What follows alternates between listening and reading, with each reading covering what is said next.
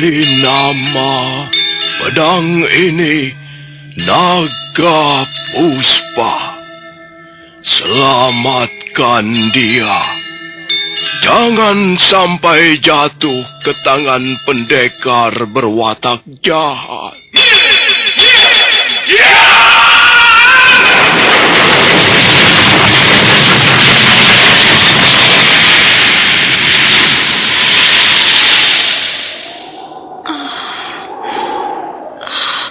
Kakang Kamandanu, kau masih juga tidak percaya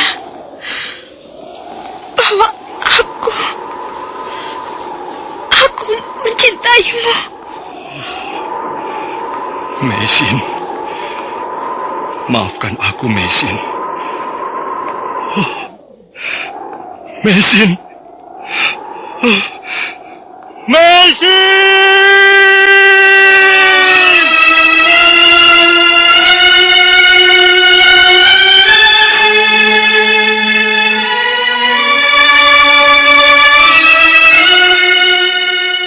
Tutur Tinula.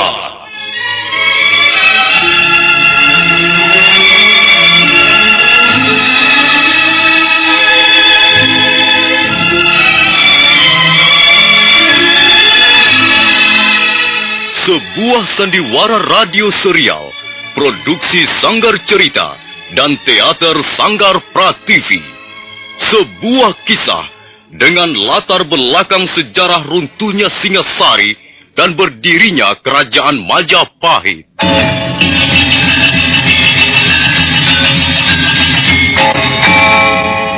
Sandiwara ini didukung oleh pemain-pemain radio yang sudah ternama.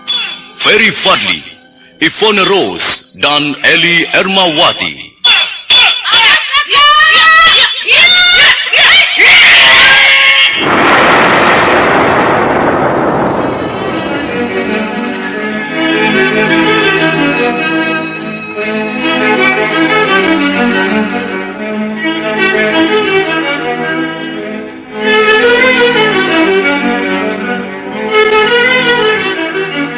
Cerita ini ditulis dan disusun oleh S. Tijab. Teknik dan montase dikerjakan oleh Rudi Tinangon dan Joko SP. Sutradara Y. Rudi Wartono. Kali ini mengetengahkan episode ketiga dengan judul Daun-Daun Bersemi Lagi.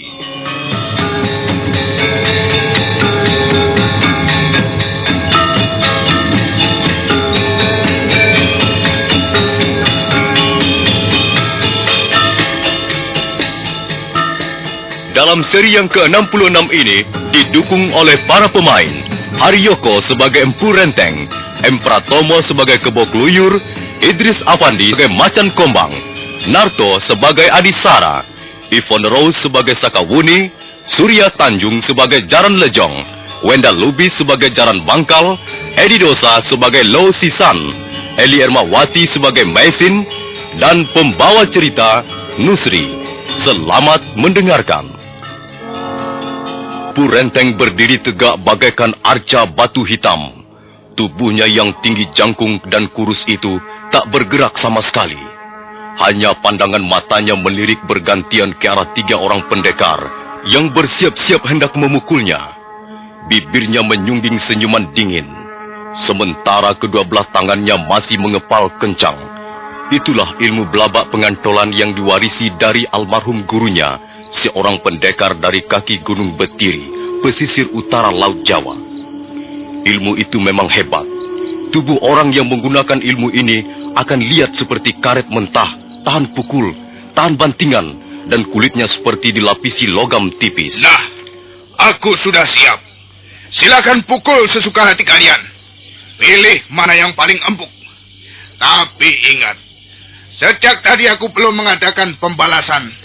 Dan sekarang, kalau kalian bertiga hendak memukul bersama-sama, maka aku akan membalas ala kadarnya. Jangan dengarkan perkataannya. Dia hanya main kertak sambal. Ayo, Adisara, Macan Kombang, kerahkanlah seluruh kekuatanmu. Dia pasti pasti akan roboh.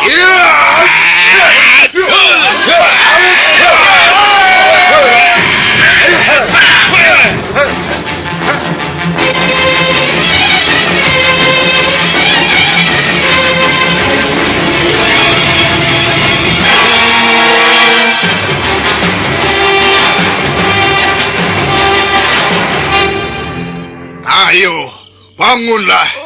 Jangan menyuruk-nyuruk di atas semak seperti layaknya babi hutan. Ayo, bangunlah.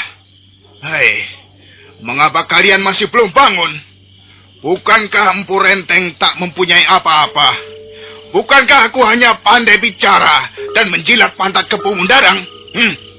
Begitu bukan anggapan kalian bertiga. Dan sekarang, kalian baru tahu siapa Empu Renteng. Barangkali sekarang kalian akan merubah anggapan kalian yang keliru tentang diriku. Nah, ayo bangun. Ayo. Jangan hanya besar mulut dan besar lagak.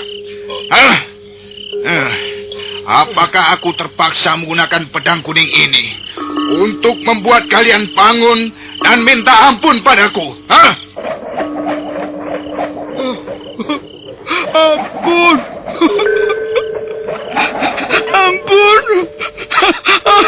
Ampun, Tuan Renteng. Juga minta ampun. Ampun. Kami merasa bersalah. Iya, kami mengaku bersalah. Kami tidak akan berani melakukannya lagi. Tuhan, ampun Tuhan, ampun. Sekarang ini, sebenarnya aku dapat dengan mudah mencabut nyawa kalian. Oh, jangan Tuan Renteng. Jangan. Kami masih ingin hidup. Kami sudah mengaku bersalah. Kami sudah mohon ampun. Janganlah kami dibunuh. Percayalah, kami tak akan mengulangi berbuat kurang ajar lagi pada Tuhan. Memang, aku tidak akan membunuh kalian. Aku membutuhkan kalian. Mulai sekarang, kalian harus tunduk, taat, dan patuh pada perintah-perintahku. Nah, mari ikut aku. Baik Tuhan. Baik, Tuhan. Baik.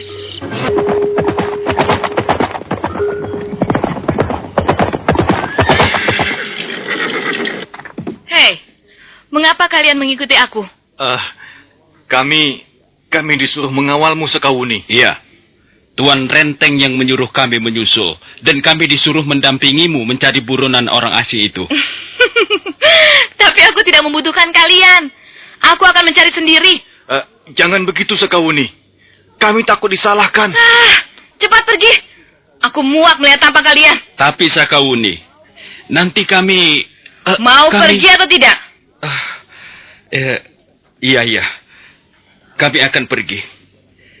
Ayo, Adi Jaran Lejong, kita pergi. Iya, Tikus-tikus comberan. Hiya! Hiya! Hiya!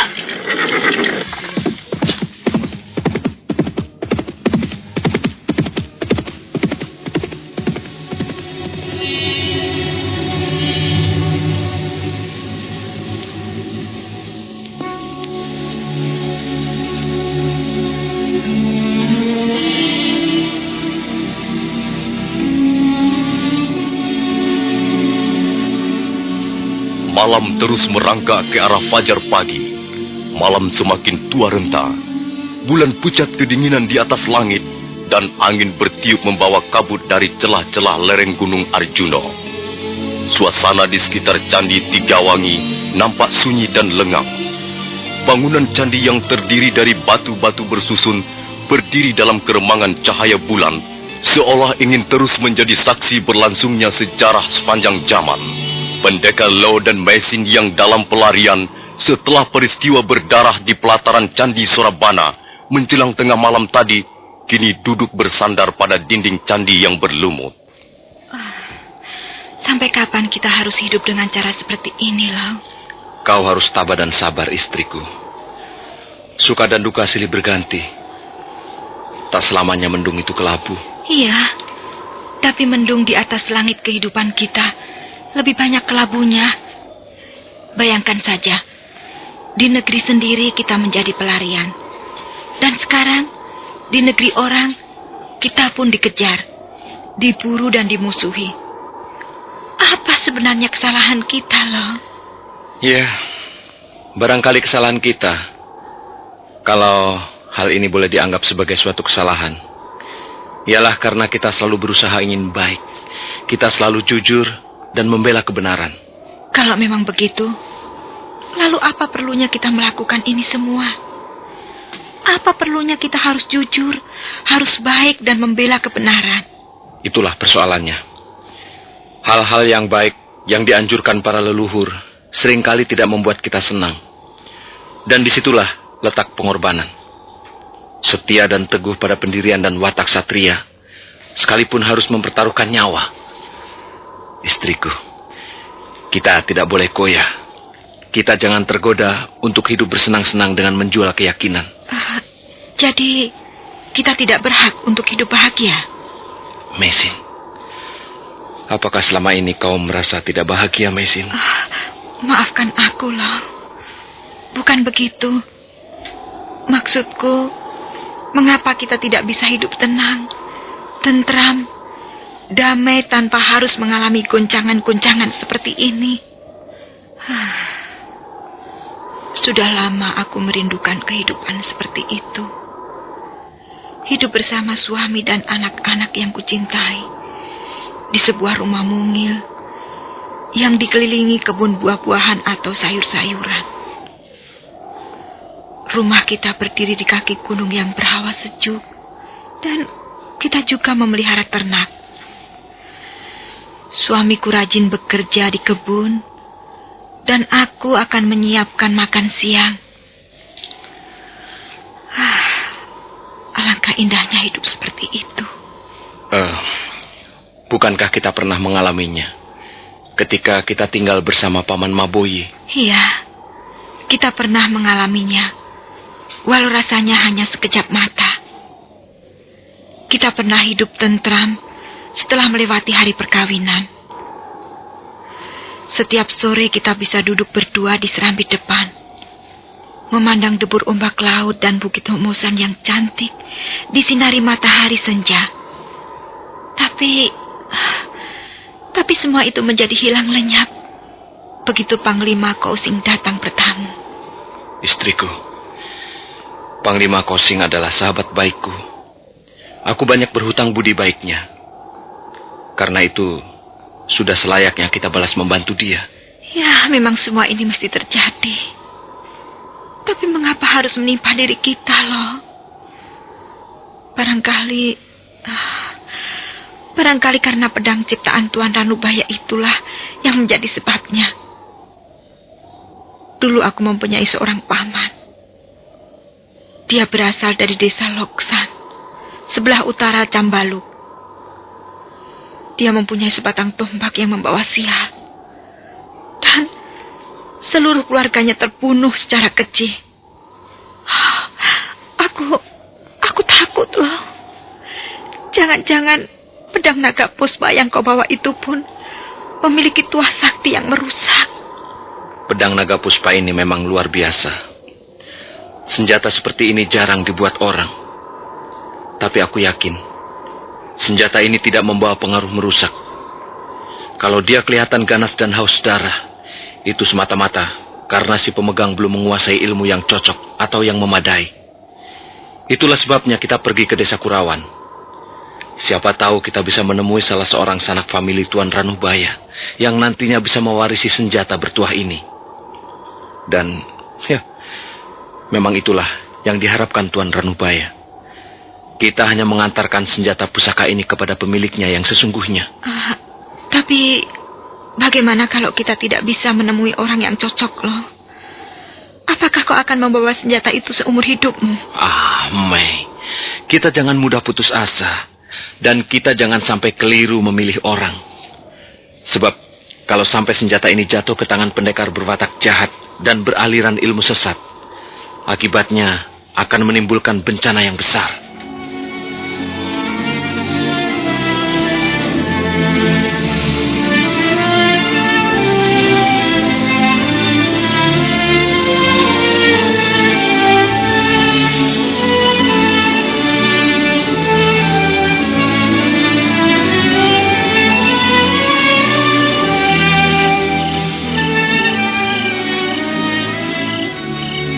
Maisin masih kelihatan meragukan apa yang dikatakan Lau Sisan suaminya. Mereka masih bercakap-cakap untuk sesaat lamanya. Angin bertiup lembut.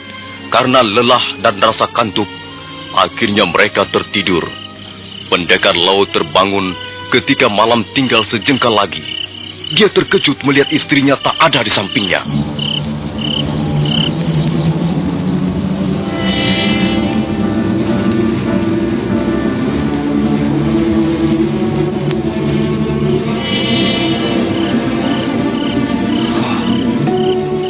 Kemana Maisin? Maisin. Kemana perginya? Aku melihat ada hal-hal yang tidak beres. Maisin! Itu dia. Mungkin dia tidak bisa tidur lalu mencari angin di luar. Maisin!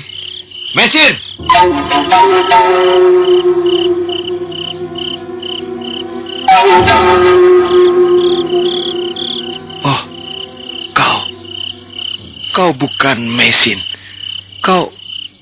Siapa kau? Masa kau lupa padaku, Tuan Lu? Coba kau ingat-ingat lagi. Iya, aku ingat. Kau adalah gadis aneh yang pernah kutemui di tengah hutan tarik.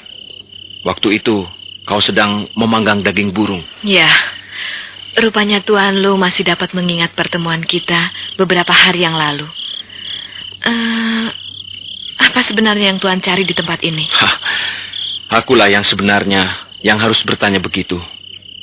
Mengapa kau tiba-tiba berada di tempat ini?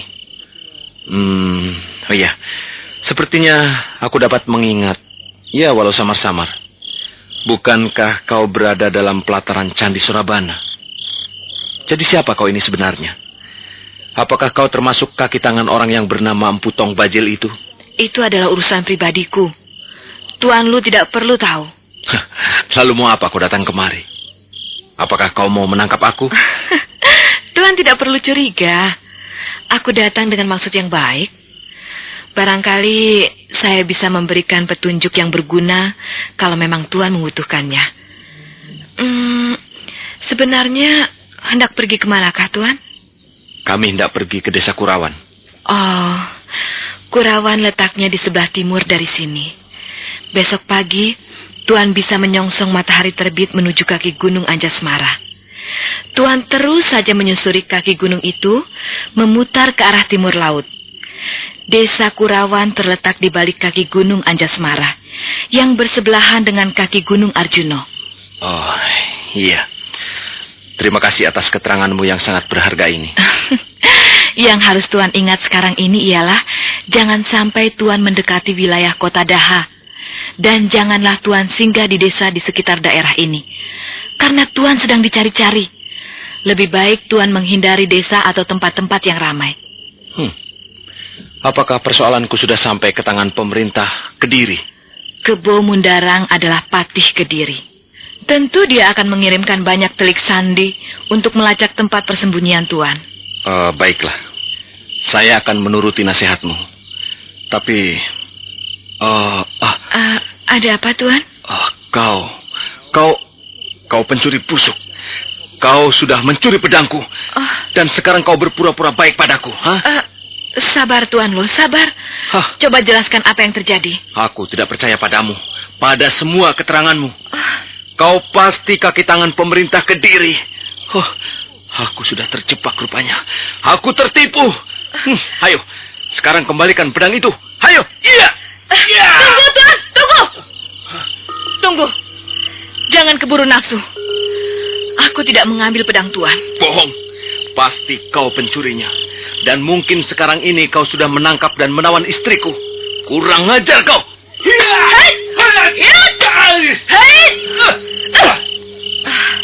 Maaf, saya tidak bisa melayani Tuan.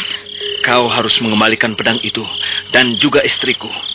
Kalau tidak, aku akan berbuat nekat. Aku tidak peduli siapa kau sebenarnya dan aku akan mengejarmu sampai ke batas cakrawala. Ayo, kembalikan pedang itu. Kembalikan juga Maisin istriku. Aku tidak mencuri pedang Tuan. Dusta! Terserah, Tuan mau percaya atau tidak. Tapi aku berkata yang sesungguhnya. Maaf, aku tidak bisa lama-lama di tempat ini. Hei, awas! Jangan lari kau! Jangan lari, pencuri busuk!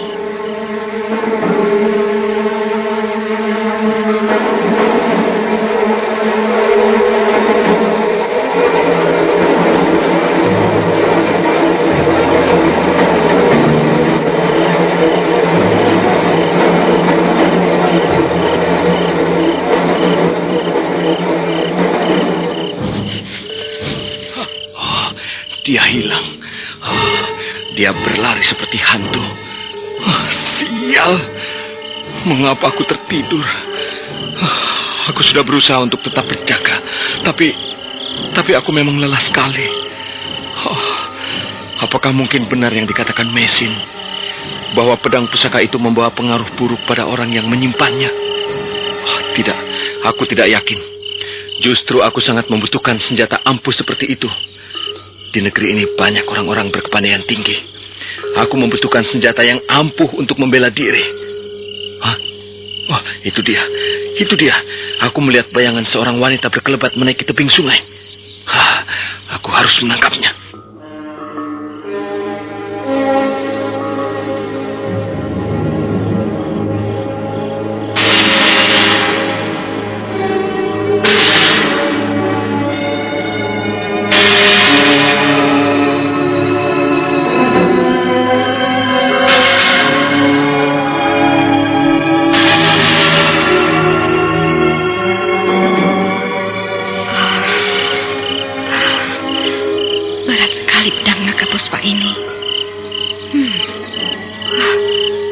Tanganku sampai pegal dan kejang. Rasanya nafasku mau putus. Tapi aku harus membuang senjata ini. Dialah yang membuat nasib kami menjadi sengsara. Mungkin pedang ini tak bersalah apa-apa. Tapi kami pun tak bersalah. Dan kami hanya ingin hidup tenang, bukan menderita dalam pelarian seperti ini.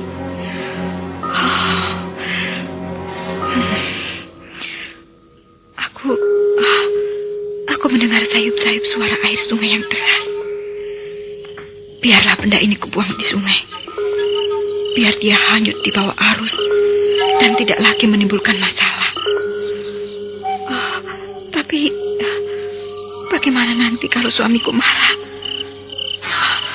Aku yang akan bertanggung jawab. Aku bisa memberikan pengertian padanya. Selama ini, aku tak pernah memegang pedang pusaka ini dalam keadaan terhunus. Coba, aku akan melihat dari dekat seperti apa.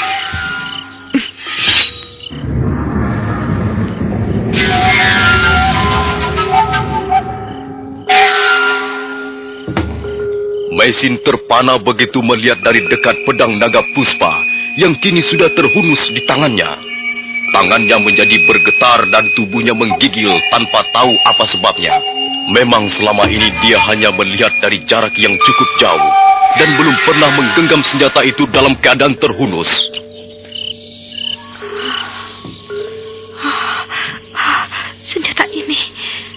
Senjata ini seperti mempunyai nyawa. Ada sesuatu yang bergerak dan bergolak di dalamnya. Dia makin bergolak dan aku merasakan sesuatu yang mengalir dengan deras. Tenagaku, darahku, dan semangatku seperti terhisap oleh kekuatan senjata ini. Aku tidak boleh menggenggamnya terus. Aku harus mengembalikan ke sarungnya.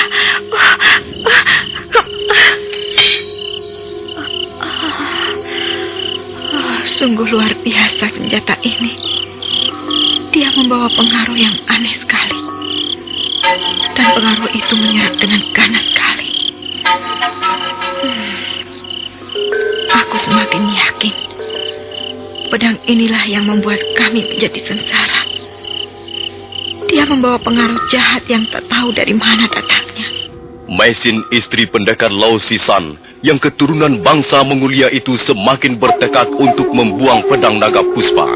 Wanita cantik berpakaian serba sutra itu baru saja melangkah beberapa tindak ke arah datangnya suara air sungai ketika mendadak dua bayangan berkelebat menghampirinya.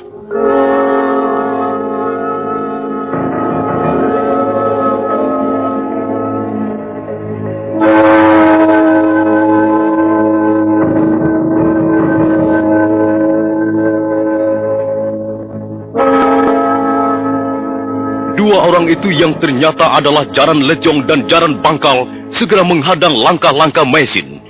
Maisin terkejut dan untuk sesaat tak tahu apa yang akan dilakukannya. Nah, para pendengar sekalian, bagaimana kisah selanjutnya? Apa yang akan terjadi dengan wanita berkebangsaan Mongolia yang kini menjadi buron pemerintah Kediri tersebut? Silakan mengikuti seri berikutnya. Sampai jumpa.